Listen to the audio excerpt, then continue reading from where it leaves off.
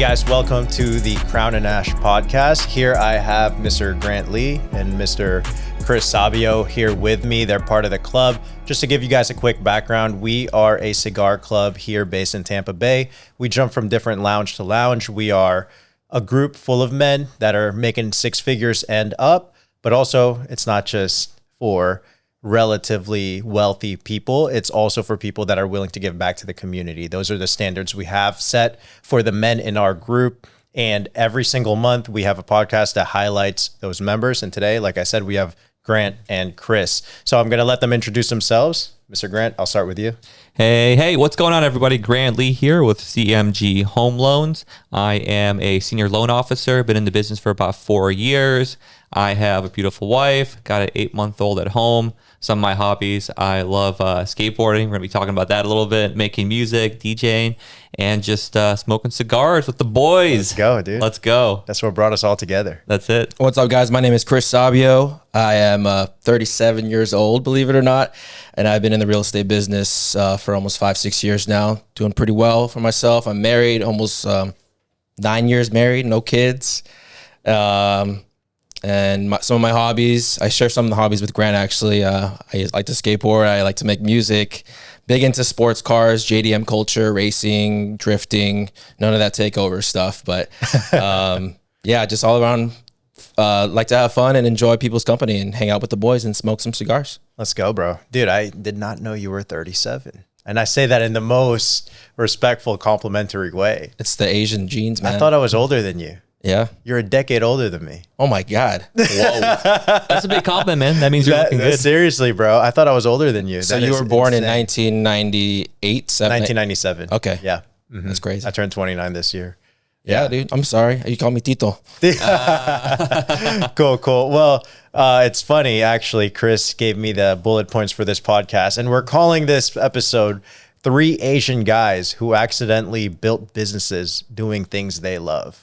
I love that title. I got the producer credit for the show. There you go, dude. That's amazing. But, dude, first things first, I'm Filipino, Chris is Filipino, and Grant is Korean, Yep, right? I'm Korean and Russian. Got brought up way more Russian than Korean. Oh, crap. Okay. Yeah.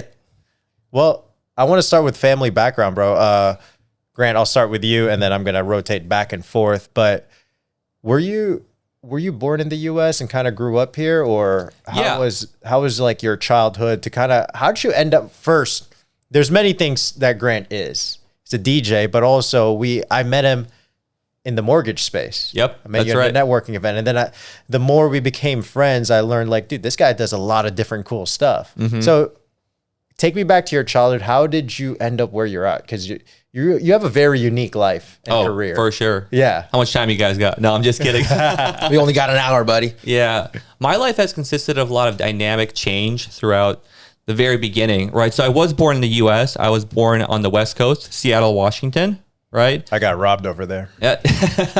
Yeah, there's some rough parts over there. However, I spent a short amount of time there, and I moved to California shortly after that. I know you said you lived in San Diego. I lived in LA for a little bit when I was younger, and that's when my biological parents were still together. One thing led to another, and they split up. I ended up going back to Russia with my mom for about 5 years. So I lived with my mom's side of the family in Russia from the time I was a baby until I was 5 years old. Then when my mom remarried, made it back to the States, found myself in a small town, Wisconsin, right? Kind of like that 70s show. Yeah. And to give you a little bit of perspective, I've moved around roughly 25 times in my life. I went to 4 elementary schools, 3 middle schools, 2 high schools, and ended up here in Florida. So I've lived in, Washington, California. I lived in Russia, Wisconsin, Illinois, North Carolina, Tennessee, and Florida. So I've been to quite a bit of places. Holy crap, dude. Did you get bullied growing up just because you moved around so much? You were always that new kid?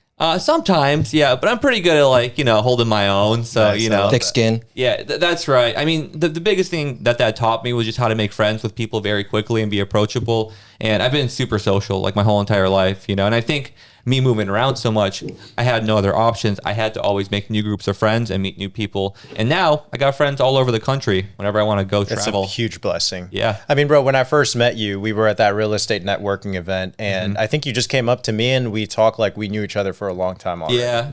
I like doing that. And then we just stayed in touch on Instagram, and then that was a year and a half ago. Yeah, absolutely. What about you, Chris? Can you give us a little bit of background of your upbringing? Because were you born in the Philippines like me? No? Dang. My mom carried me when I was in the Philippines, but I was born in Chicago. Oh, okay. I'm not really from Chicago. I was born there, but I grew up in San Diego, so I'm like a West Coast guy at heart. Yeah. And where we were going with that? I went to high school. I left high school and went to LA, and then after LA, I went to Vegas. I lived in Vegas for a few years, and then I ended up in Florida. But it's weird. That's a big 180. Yeah. Yeah. I've been in a full loop like twice. Yeah. I haven't quite moved as much as Grant, but I've been around. No, dude, I love that. How do you guys feel like, I'm going to leave it open now, we're not the traditional American, even though you guys were born and raised in the US, essentially, you guys carry a lot of culture with you because I'll be honest, not to bring politics in or culture, but you guys don't give off the vibe of being American. Like you have cultural traditions that I feel like you guys carried on, hence why it kind of carries on to your business and your families, your significant other, your kid, right? How has that affected where you guys are today, like cultural, origins of your family? You want to go first? Sure, I'll go first. Yeah. I mean, I'm first generation, so my parents immigrated in the 80s.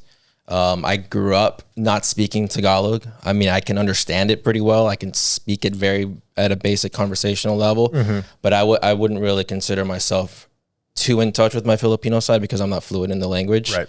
So in that sense, I feel more Americanized than anything else. But then I also, obviously, you look at me, I'm not a traditional American looking person. Very Asian Pacific Islander look to myself. Course, so, I mean, growing up, I fortunate enough to not have felt discrimination like a lot of people have. I hear stories of.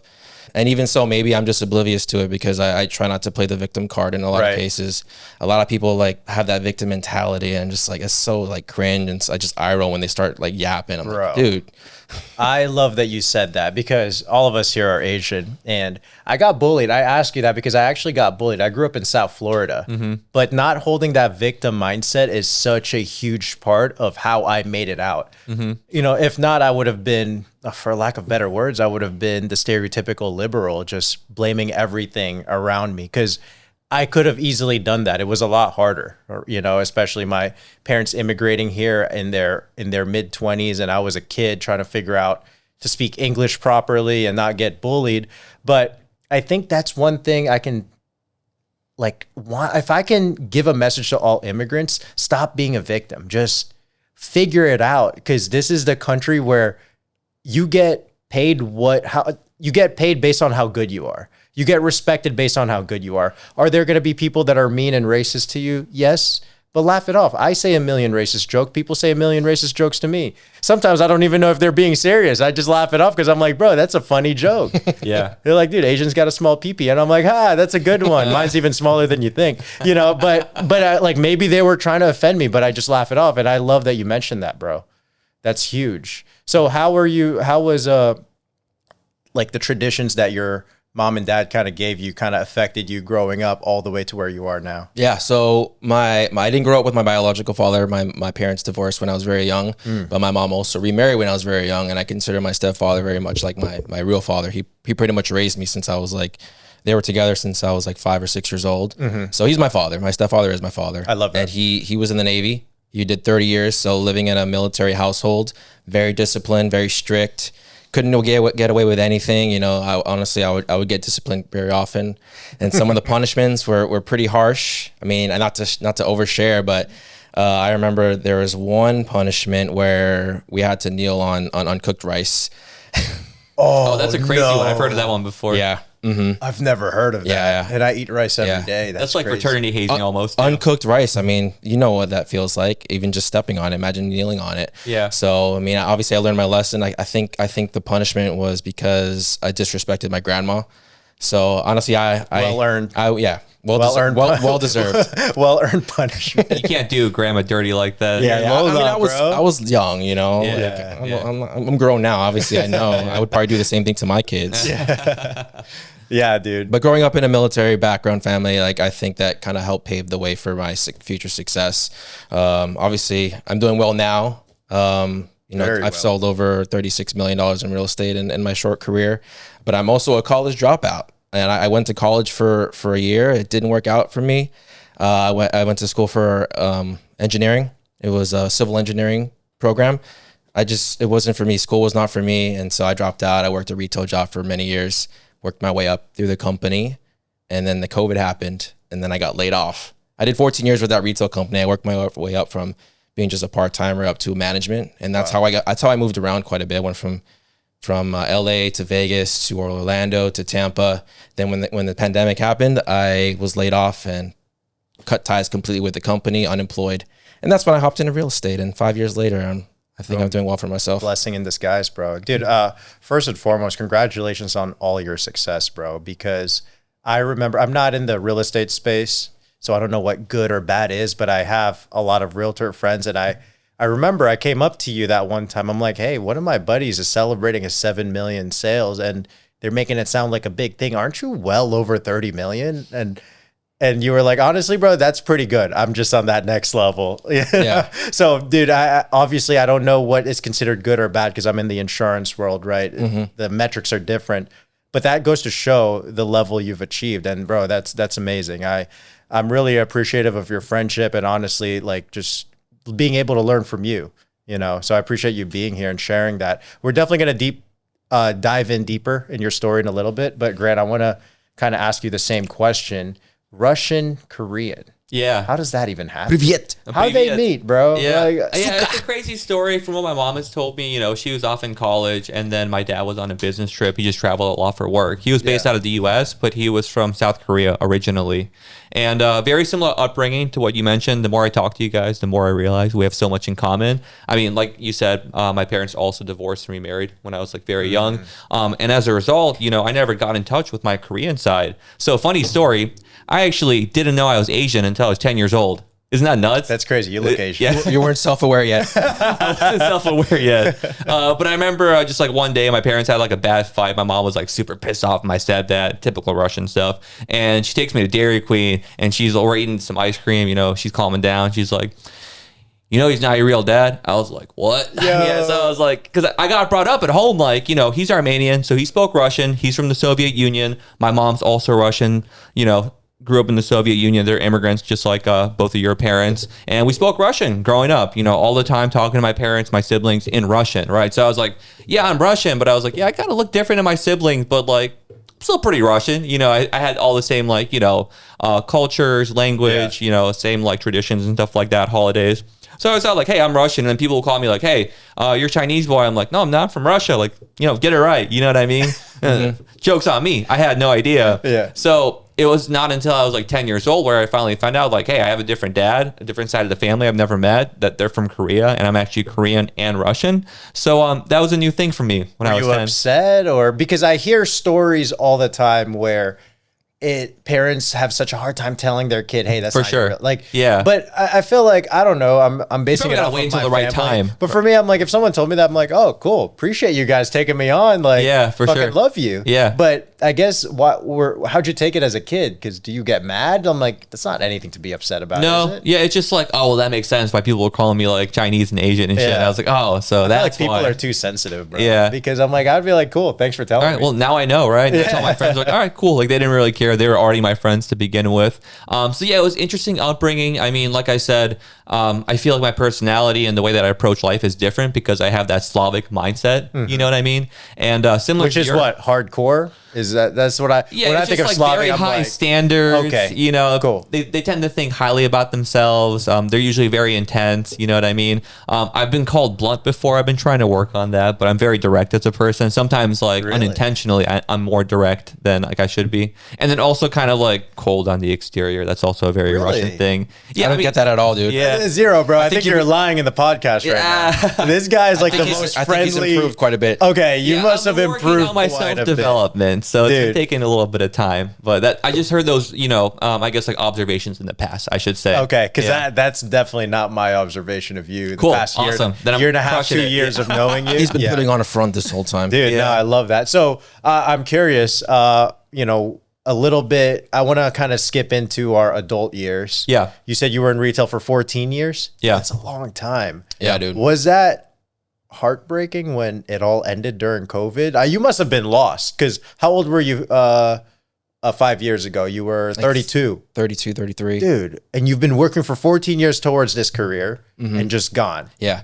Honestly, I was kind of on my way out already.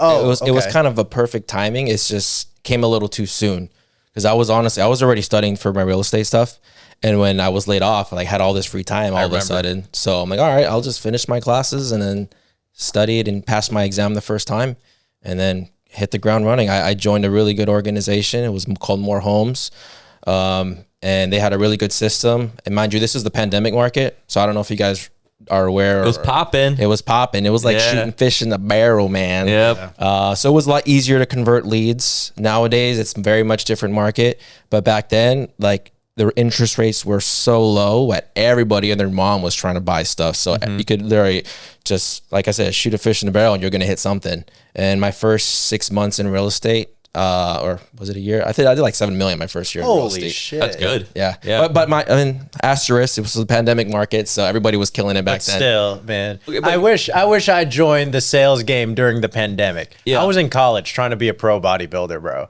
Nice. But I remember I met people that were like, dude, in 2020 we made so much money. I'm like, why? Everybody wanted health insurance. It's COVID. And I was like, dang it, I missed the golden era by 1 year. Yeah. Yep. I want to give a little bit of reference. So I know it's not the COVID era booming real estate market, but last year in 2025, 80% of agents did one or less transactions, right? So to let you know how he was doing, if most agents did one transaction their first year and he's doing like 7 million, I mean, average loan amount's like what, 400,000? That's right? it. So yeah, 350, 400. Yeah, so you probably close to like 15, 20 like deals in your first year. And that's like mad impressive. Dude, even that's if it is an insane. easy market, like that's great numbers compared to what the national average is for production. Yeah. And then past that, I mean, I know you're saying like, yes, it was like a booming market, but here's the thing, hopping into a market that's that busy and then being able to capitalize and build systems, that must have been hard, right? Because I feel like nowadays, if you went through another market like that, you'd probably be able to handle it a little bit more efficiently. But it seems like you caught your footing, like you hit the ground running, like you said. Yeah. I had really good support. I was on a big team split. So part of me paying that split on the commissions was I got the support and advice that I needed. Yeah. I felt very overwhelmed my first few months. And of course. And luckily they dove in with me and they looked at all my daily operations and my daily income producing activities just to make sure that I'm keeping up with their system so that nothing fell through the cracks. And luckily it worked. Dude, awesome. I love that you mentioned that there was a split in the commission, but in return you get support. I deal with this a lot in the insurance world. Somebody wants to work for me, join my agency, and they're like trying to negotiate their commission. And I'm like, dude, if I give you the highest commission possible, just so you know, I'm never spending any time with you because I'm not, the amount of money I'm getting paid based on your deals is almost nothing. I'm not going to mentor you. So I think humility when you're new in a space, hence why Chris is so successful, is because you were like, hey, I don't know shit. Yeah, take a bigger cut on my commission. But if I'm going to give that to you, you better mentor me, support me, teach me the ropes. And eventually you earn, I guess, a bigger cut than they get. But now you're off, you're just making money for them too. And they earn that because they help you become who you are. I think a lot of new people in the sales world are so greedy. They just don't want to take the time to learn, So You always have to lead with value if you're trying to, level up. Collaboration and leading with value. I think a lot of people can learn from that. Absolutely. Do you have a similar kind of story? Yeah. Because I was very similar too. Just a quick rundown. I can agree. When I first joined the insurance sales industry, dude, my commission was 16%, which is dog shit in insurance. What's like a national average for? Well, I started my commission agents at 22. Okay. At lowest possible. Yeah. So, 16 was insane. I didn't They even get know. paid at 22%? Yep. Okay. 22%. And you get 78% I get of the deal?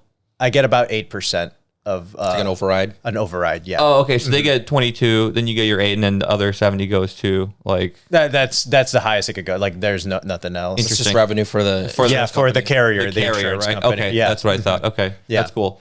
So I would say, I definitely agree. When I started, I had great leadership, great mentorship, and great support. I mean, doing a loan is hard, right? That's why we have like lenders out there, because they help you figure and navigate that journey. So where I was working, we had like a sales manager that's kind of like in charge of like the newer hires. And then we had like a branch manager for like higher end stuff. And they taught us the business.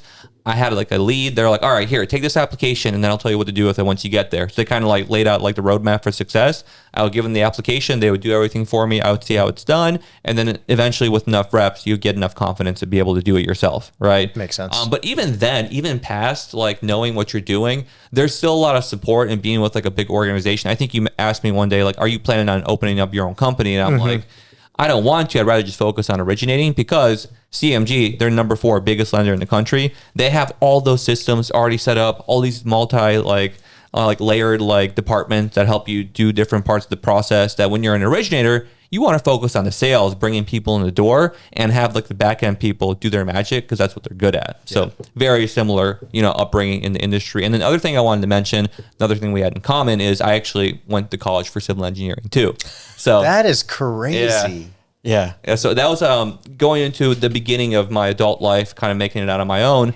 I was a structural engineer for about 4 years, where I was designing and drafting industrial commercial warehouses. Think about like Amazon. They have like these like 1 million square foot like warehouses with like 60-foot tall ceilings. That's what I was designing essentially from the ground up, right? So that was my first job out of college. I entered there for a little bit. Then I worked there as a design engineer for a little bit. I didn't like the company or like the management I was working under. It was kind of hard to thrive, and it was a negative environment. So I wanted to get out of it. And I also wanted to see what other financial opportunities are out there, because I was pretty much a human calculator, just stuck on a computer all day. But I'm better at serving people and being social and being out there in the wild. You know what I'm hearing with that story is, what's so funny is what was your occupation when you were designing those warehouses? What was the title? So design engineer. Okay, so design engineer, right? Run all the numbers and calculations and make the drawings for the plans that the contractors follow. So what's so funny, and I want to share this with the whole world, especially people getting into their career, is it sounded like you achieved the American dream. Yo, I'm a design engineer. I graduated from college. I have my whole life set for me. Right. But deep down you were like, no, there's more to this. Yeah, I'm not happy here. I'm not happy here. The bottom line. And it's like, as an immigrant being Asian, it was always like, go to college, become an engineer, lawyer, or doctor, and be set for life. And here's the thing. We have someone who lived it and was like, I don't want this. And I think that happens more often than people think. And then going into a career of sales, which unfortunately, stereotypically, engineers, lawyers, and doctors look down on it. For sure. But my dad always said something, hey, become those 3 occupations, but there is one career that can make more money than all of them combined, and that's sales. But the problem to that is he didn't tell you you have to be really fucking good at sales. Yep. Because the average salesman is extremely broke, right? And that's true. Low barrier of entry. That's why. Dude, I just love that you went against all the stereotypical dream career. Being an engineer, bro, who the hell steps away from being an engineer? I know, it's crazy. Everyone thought it was nuts. Yeah. Yeah. Just my heart wasn't in it. And the other thing is, long term, the way to really prosper financially is to start your own like engineering company and do your own drafting and design. But there's so much liability in between like lawsuits and like, people's lives if you design a structure the wrong way. And I just didn't see myself being happy running like an operation like that. So I wasn't sure what I wanted to do. I had I had a lot of interest in real estate, right? I didn't know what I was going to do in real estate, but I knew I wanted to get there. I was listening to like Bigger Pockets podcast a lot. That's a really good one. I was reading all the books like Rich Dad, Poor Dad, 10X Rule, Think and Grow Rich. And I was like trying to formulate like what I want to do. So that was always like a hobby and like a passion of mine.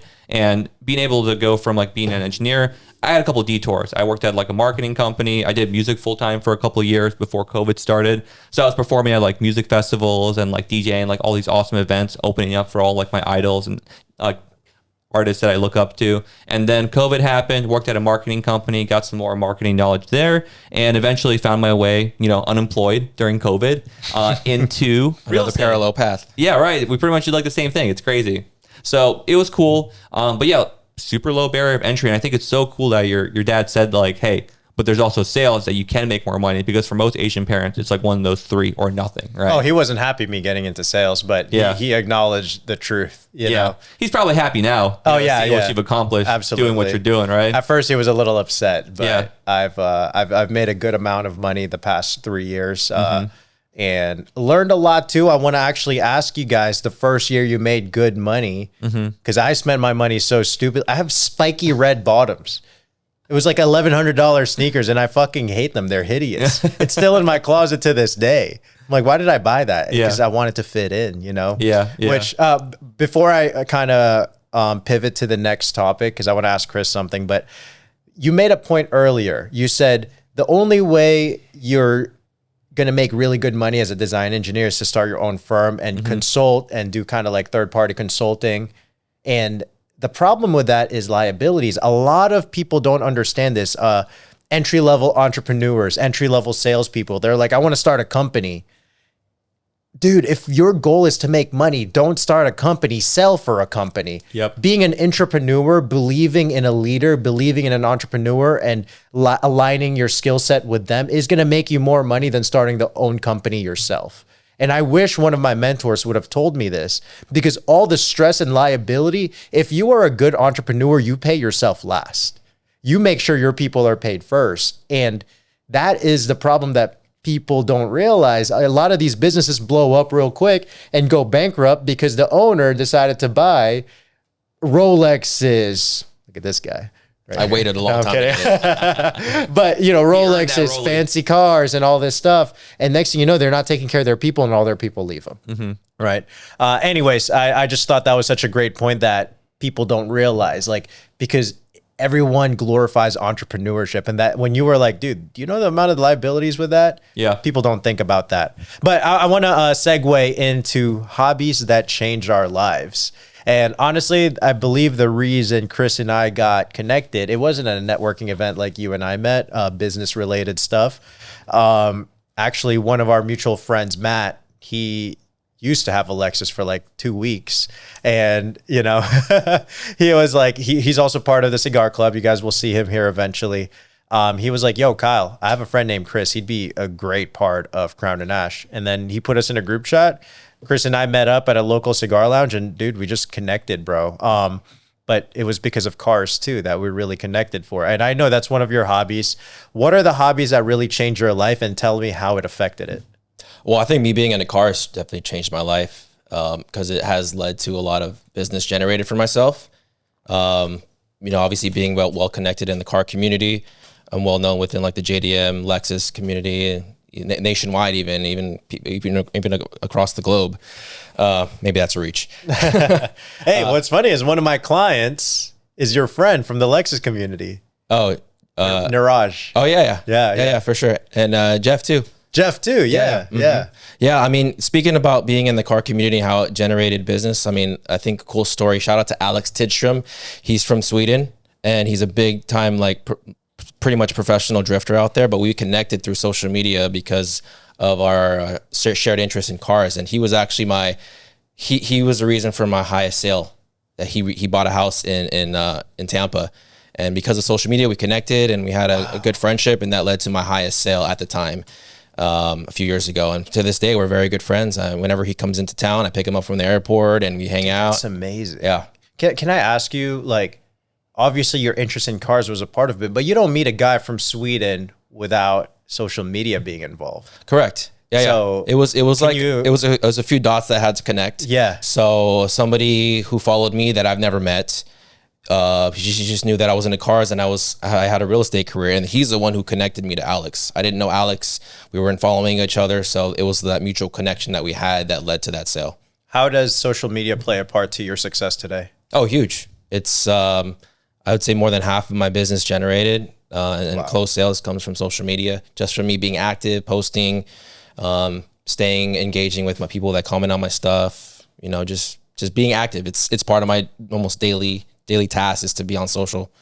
That's amazing. I could be probably a little bit more productive, but you know, there's a reason why I'm on social a lot is because it generates business. 100%. 100%. What about you, Grant? Like hobbies that kind of impacted your life and kind of shaped to where you are today? Yeah, absolutely. I think hobbies definitely do a good job of doing that. I think skateboarding for me was probably like one of the biggest things. You'd probably agree. I'm sure you can relate with sales. It's pretty much a process of helping people make up their minds, and to get good at it, you have to deal with a lot of rejection, right? And similar concept with skateboarding, you get hurt pretty easily. Like, I've gotten a concussion. I've sprained my ankle like 3 times, dislocated my shoulder, broken my arm, so I've gotten beat up on the skateboard, and still I find myself back on there as like a 30-year-old dude, just still ripping it. You know what I mean? But that's the thing, learning how to master a sport that's like very difficult. I'm sure both of you have tried it. Like, takes a little bit of practice to get even the basics down. It takes like a long time to be like mid at skateboarding too, right? So just to have like, repetitive motion of practicing things that are very difficult, getting the hang of it, falling on your face a whole bunch. It was a very valuable lesson for me that I can pretty much accomplish anything if I put enough persistence and grit into it, right? Wow. So now I get to carry that with me. Going into lending, I found myself from like a very, very early time just being okay with like, prospecting like crazy, even if people said no to me or like, close the door in my face. I was like a goldfish, I forgot about it immediately and just went on to the next opportunity. And similar story to Chris, it took off pretty well for me. Every single year I've been able to double my income. Last year was my first real good year of having like good income.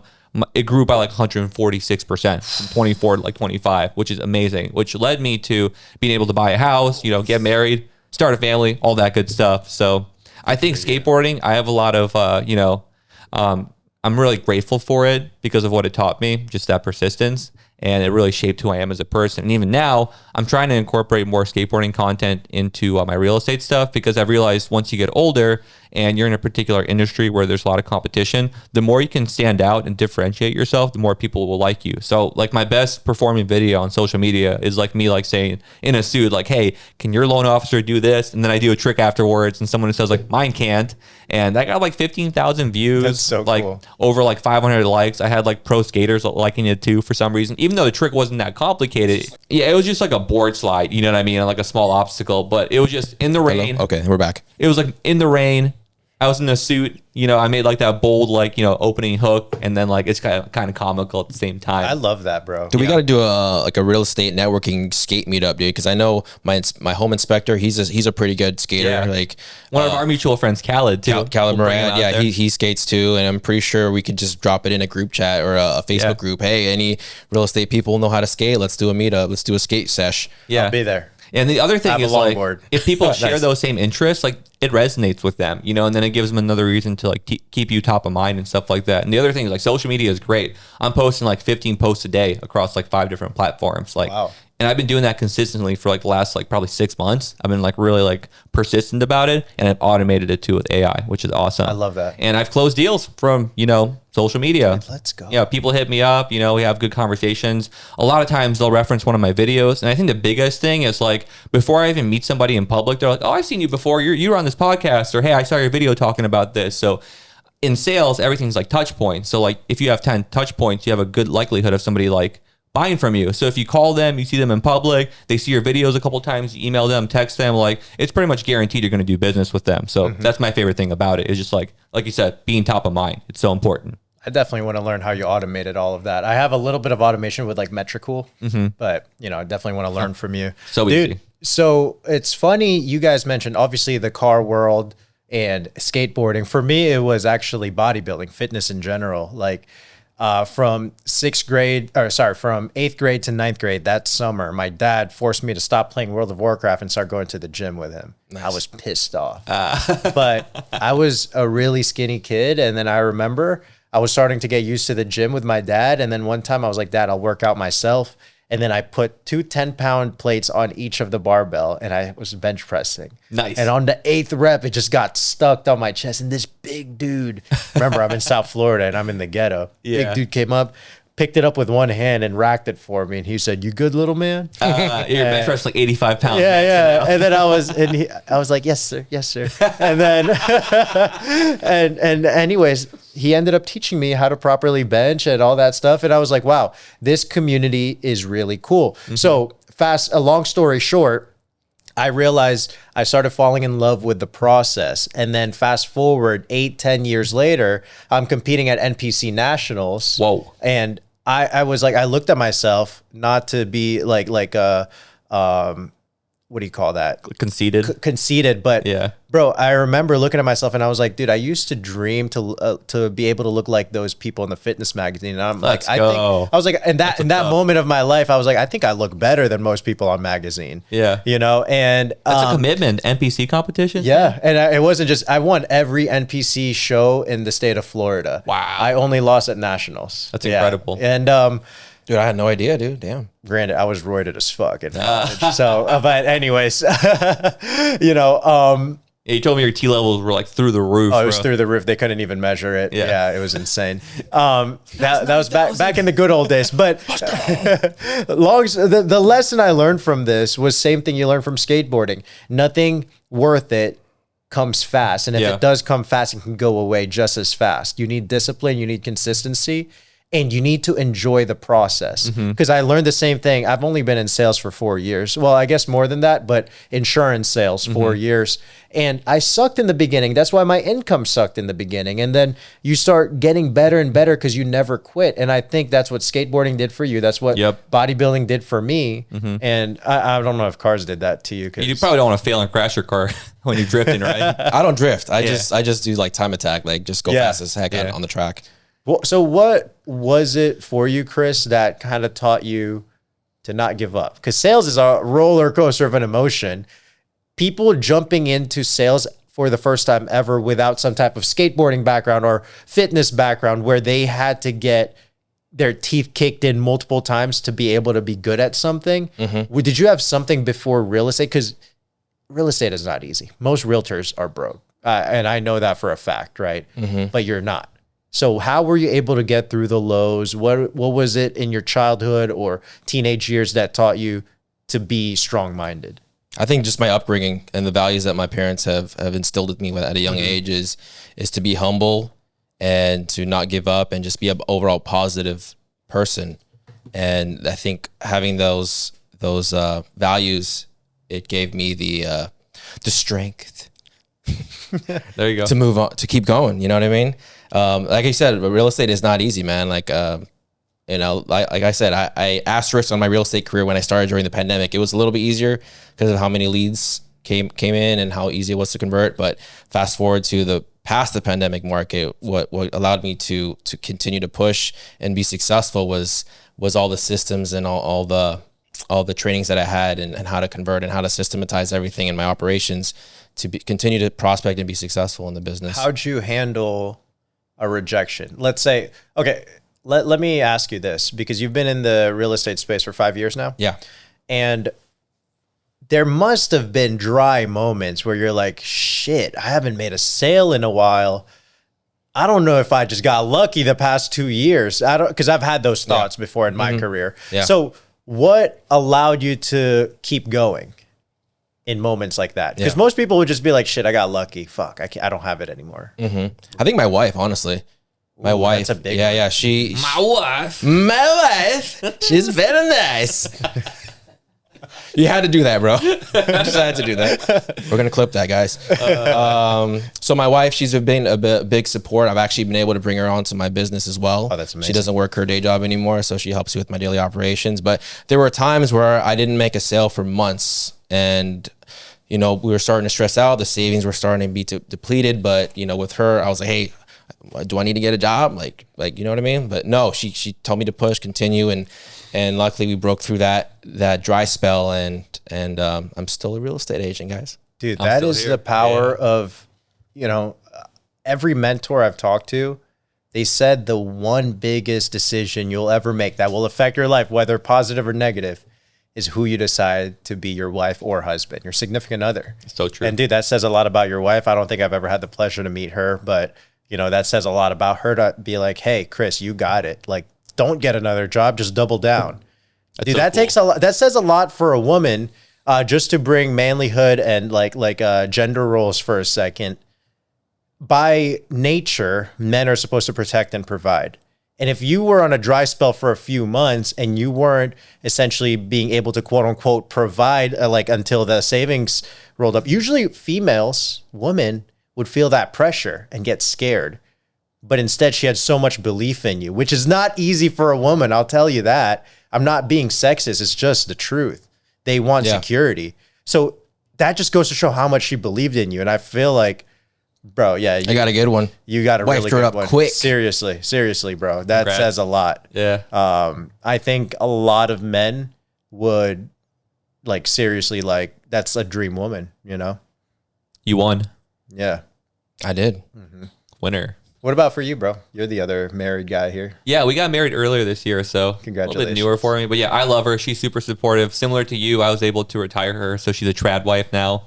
Yeah, so she's a stay-at-home mom. She's raising our son, and we wouldn't have it any other way. And it feels good. As it should be, in my opinion. Hey, but unpopular nowadays, opinion. The cost of living, with the cost of living right now, it's just like not everyone has that luxury to be able to do that, right? Okay, get into sales, sell something. That's it. I'm kidding. Yeah. I'm being, but I'm not even joking. Let me take that back. I wasn't joking. No, he's serious. Yeah, I'm actually serious. I was trying to be PR, like, safe. But get a sales job.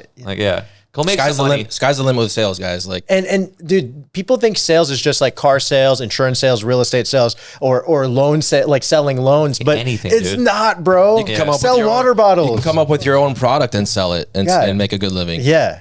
The best part is you have that book of business that goes with you no matter where you go. If you want to move your business to a different company or start your own thing, people are going to follow, right? That's the best thing. And then, if you just land in, like, for example, if I decide to move to the mountains somewhere of my dreams of becoming like a snowboarder for life, I'll go there and I'll prosper in the real estate community. I already know what it takes to build a successful business. And then maybe I'll have multiple markets at that point. There you go. You know what I mean? Yeah. Yeah, I think another big thing about getting into sales that the both you can probably relate to is that transition period of getting consistent income, and then that period where it's taking you a while to build up your skills. That's a tough period, right? Because you still need some type of money to keep the lights on, but in most industries, it takes a couple months to get your footing and actually start getting reoccurring income. Like for me, the reason I survived like my first 2 years in the business, I came in during 2022. During that time period, rates went from 3% to 7% overnight. And anybody that could have bought or refinanced had already done it when it was at 2 or 3%. You know what I mean?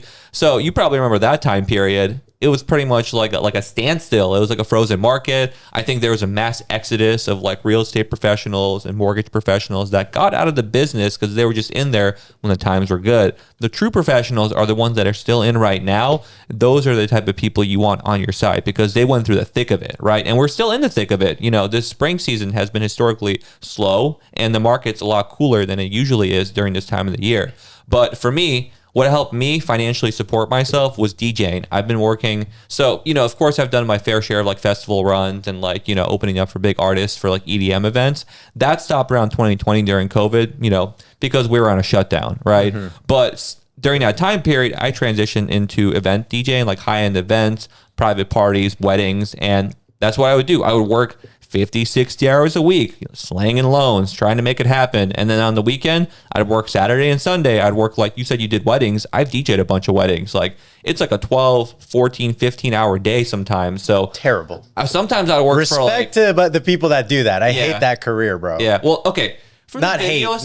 Yeah, I couldn't do it. A lot of work. It's so much because you get done with the event and then you got to edit everything. But for me, it's like I DJ the event, I do a good job. Pack up and you're out. Yeah, you pack up and you're out. You're out of there. You got your check and stuff that, which is good. So that's why I was able to balance that with the real estate when I was first getting started, and that took a long time, man. I mean, like the first year I had like one closing. Granted, I was in the business for maybe like 3 months, but I had one closing. And then after that, I think I went like a solid like 5 or 6 months without getting another sale. All right. And that was the only way that I could support myself was by just DJing on the weekends. And it was enough money for me to pay my bills and get started in the business. Dude, I love that. I have two things that I want to respond to in what you said. The first one is I actually remember when the interest rates went up to like 7%. It's crazy. So I guess it was terrible for you guys. It was so good for me, bro. Everybody started running into cash value life insurance because of the low interest rate. They're like, so that was 2024, right? So it was like, it's pretty much been since 2022 rates have been high. Okay. They've been kind of like going like this. Dude, they've 2024 was my highest solo production year before I started the agency,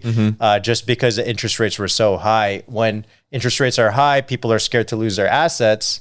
The one thing created to protect assets is insurance. So insurance rates, insurance sales always skyrocket during a recession. which I'm You were grateful balling. for. I was balling in 2024. That's when I made my first 30K month, and my dumbass got the Beamer. So talk about stupid stuff you buy when you first make money. But the second thing. For you, you said DJing was able to help you pay your bills. I was very blessed. I was actually talking to my friend Justin Page yesterday about this. Our entrepreneurship or sales life really started in two different phases of our careers. For me, I was 22, 23. I barely had any bills. I had my rent, I had my car, and car insurance. And I could eat one meal a day if I had to. I had no kids, nothing. It was really easy for me. Now, I mean, it wasn't easy. Don't get me wrong. There was a lot of really tough moments. Yeah, low overhead. Yeah, but low overhead. But my friend Justin, he just got married. He just bought an M4 competition, and he just bought a house. And then he decided to quit everything and become a salesman, a commission only. And I was like, dude, that's so much harder, the pressure. Because for me, I didn't have to get a side gig. I didn't sell anything for 2 months, but I was like, I can do it. I can make it happen. I was living off of credit cards, Yeah. So I think that says a lot about people. Their journey is very different. Did you have a good nest egg starting off? No. Let's go, bro. It's that Filipino blood. God, you just got balls. Manny Pacquiao. I had to do something, man. Yeah. I had to eat, right? Yeah. Did you have a side gig like he did to survive, or were you just all in? I used to DJ also, but I retired from that side hustle when I moved to Florida because when I worked Vegas thing, right? Yeah, I was part of like the EDM scene in Vegas before EDM was a thing. Like the early 2000s, late 2000s. Like that was kind of when EDM kind of blew up and EDC moved to Vegas. When that happened, like the EDM scene just like blew up. Dude, okay. So I'm the only one that never really got into the music industry. Do you guys have recordings of your songs? Sets? Hell yeah. Yeah, I have full recordings from beginning to end. Yeah, I have some sets. I have some original productions that I've put together. I think we're gonna react to some, aren't we? Yeah, stay tuned for later. I've actually never heard for both. I think we should do it now. Oh, really? Yeah, just because We're talking about it, right? Yeah, we're talking about it. Yeah. Okay, I wanna. I'll say first ever tracks. Yeah. So I know like you had your track you pulled up, and I have like a pretty long tenure with like DJing and making electronic music. I'm in a band now, so I have I sent you a link for a song that we released earlier this year around like February.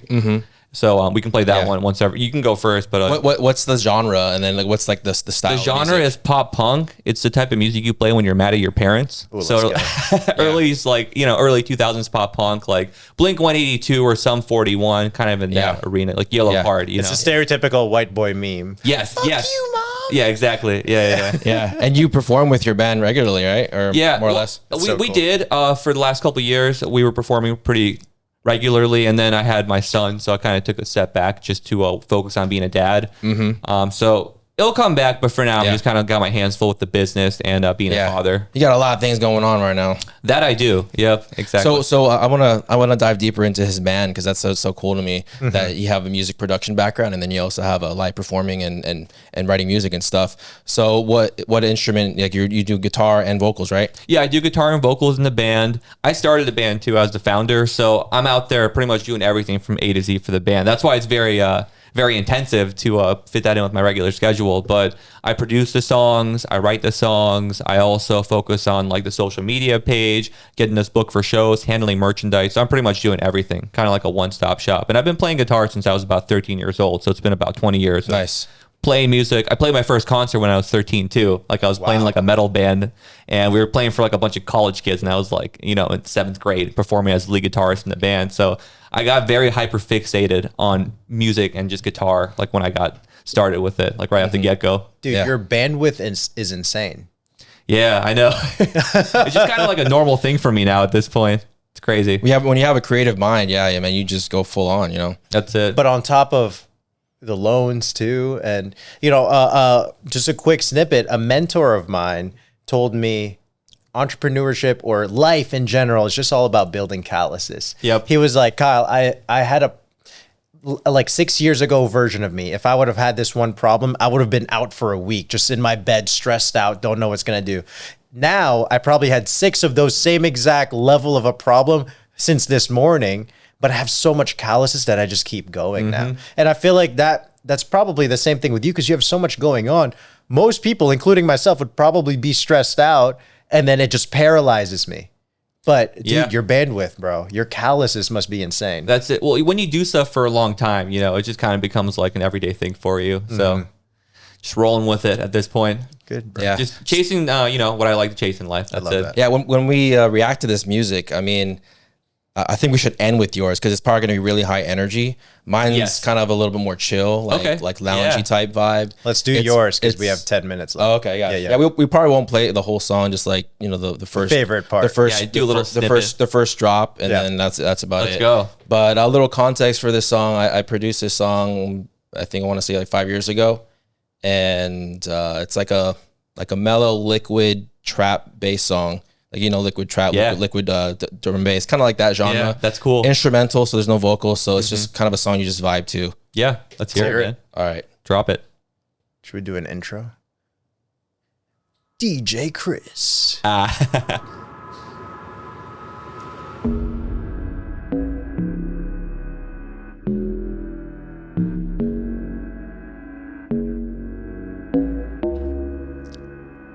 That's a sick bass. Thank you.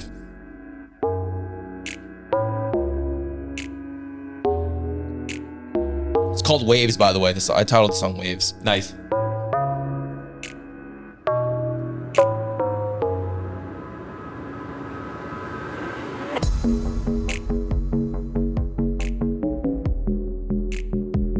Oh, I'd be driving down the road so fast. Locked in.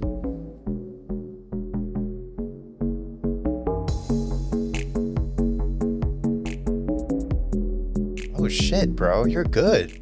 Yeah, it's good. It's all original too. No AI assisted, nothing. It's all me. No samples. Well, that's a sample. I like that riser. Holy crap, bro. Are you on Spotify? I'm actually gonna add this. Send this to me, bro. It's not on anywhere. It's unreleased. Unreleased. Exclusive. Why? I just never put it out. Put it on YouTube right now, bro. And this part's a cool little like uplifting part.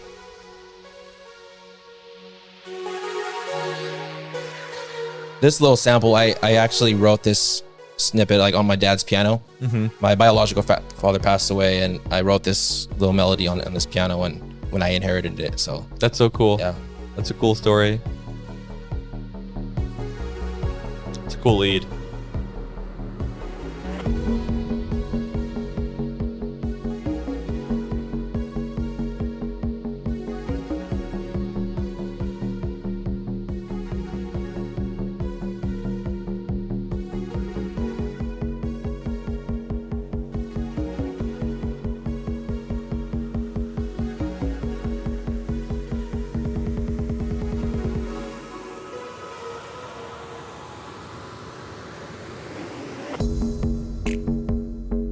I feel like I could make a really cool YouTube workout edit. Oh, yeah? With this song, bro. that's fire. Well, when I was Jack, not anymore, but You're scrawny now, bro. yeah. That's pretty much it. Dude, I love won't that, let bro. you You're let it talented, dude. Yeah. Thank you. I want to get in touch with Good build-up. my creative music side again. Hey, you're Filipino, bro. I've been so out of it. Yeah. Don't be like The me. stereotype. I can't sing or dance. I feel like, and I was born and raised in the Philippines, bro. Yeah, dude. parents I must could have messed sing. I can dance. I used For to real? break dance. Yeah. Nice. Yeah. I got no moves, bro. I just Smart. like music. I can't dance too. But you could sing, right? I can sing, yeah. See, so now you're better the than song me that I already. sent you, it's for our band, The Arcade. The song is called Rooftop, and our old vocalist wrote the lyrics for the song, and then I came in, I recorded all the guitar parts. We had our bassist record the bass parts, our drummer recorded the drum part, and then I pretty much engineered and produced it, and then just took it out for mastering. So everything was pretty much done in-house except for the mastering. Expectations redefined after waiting a lifetime. My heart beats, but I'm not alive. Is this you on the vocals?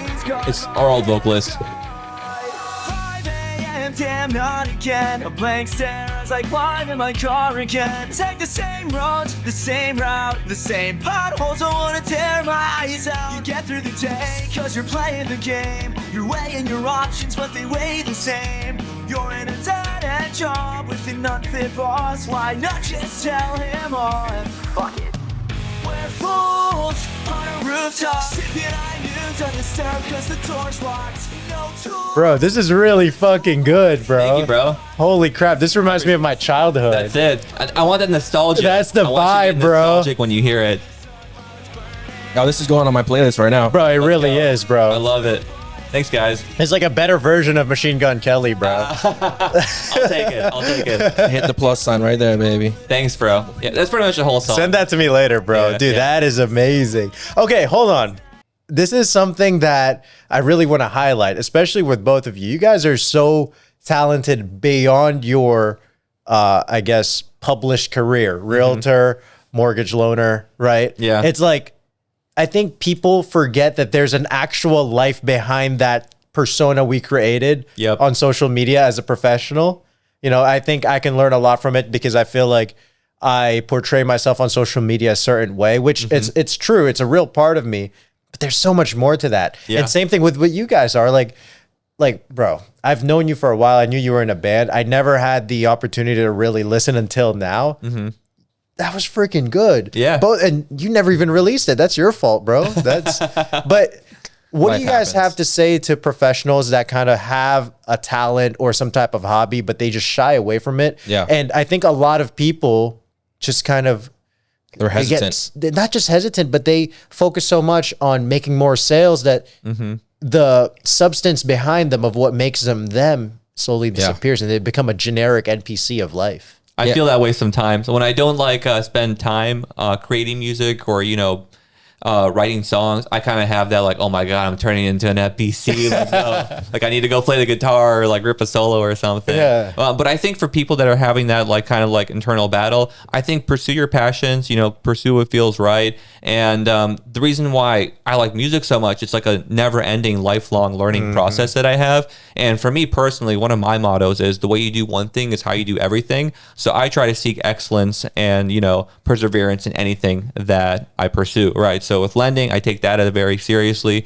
With music, I've just hyper fixated. I don't know if it's like a weird trait that I have. My wife likes to tell me I'm like ADHD because I can hyper fixate like crazy. So if I'm into something, like I'm like super into it. So, Dude, I love that. I can tell. Yeah, for if you want to like explore your hobbies that you haven't done in so long, or you want to get into something new, you're going to get out there and meet new people while you're doing this new hobby. Yeah, and that's and true. if you're in sales or if you're some kind of a networking thing, like you're going to build new relationships, you're going to build trust with new people, and eventually that's going to turn into referrals and business. That's exactly what I've done in the car community. I'm not forcing myself into liking cars. It's something that I've liked for a very long time. Yeah. And so I genuinely meet people who share the same interests as me. Yeah. And if they refer me business, cool. If they don't, I'm still friends with them. Yeah. And I'm pretty sure I'm going to keep meeting people in that space, and that's going to continue to grow my network, and business happens organically like that. Absolutely. Let me ask you this: did you grow up like playing like Need for Speed and like Midnight Club? Absolutely. And, like, all those like. Need for Speed Underground, Most Wanted? Midnight Club. Yeah. No, I never played Most Wanted. It was just Need That's for why I Speed have the Underground. Beamer, because Yeah. that was the main car for Need for Speed. Midnight Yeah. Club was a big one for me, though. That was a fun one. I played that one. Dub the edition. first one. Yeah. The first Midnight Club. I played that one too. And I'll say this about like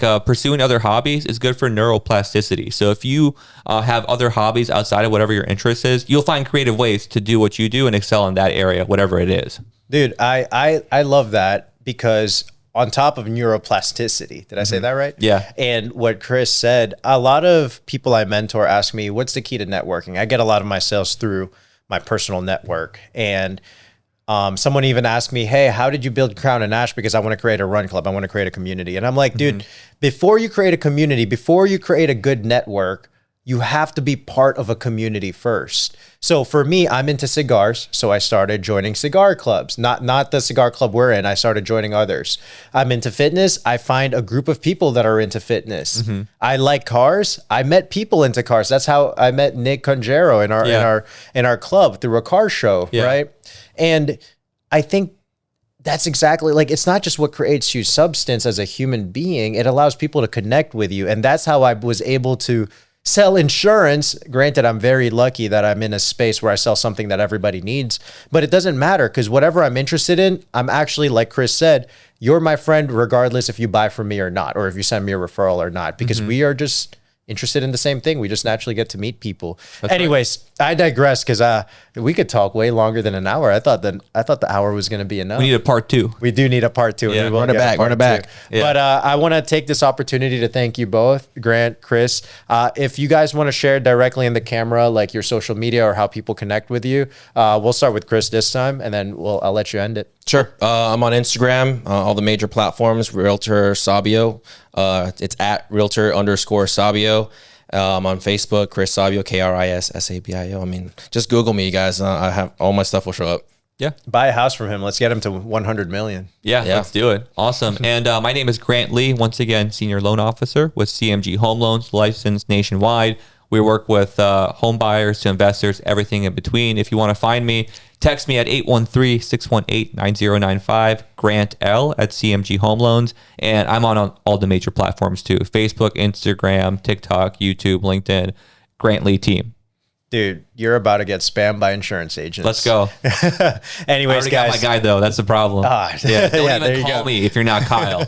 It's me and like 10 other softwares texting him, but it's all me. Yeah. No, I'm kidding. Anyways, guys, if you guys enjoyed this episode and you want to connect more with like-minded men like myself, Chris, and Grant, and many, many others, follow us on Instagram. It's at Crown Ash. And if you guys want to apply for our brotherhood, there's a link right in the Instagram bio. And it's either going to be me or Corey King, one of our board members, that will do the interview and kind of get you through. But yeah, dude, I appreciate you guys, and we'll do it again. Yeah. Thanks so much. Adios, guys.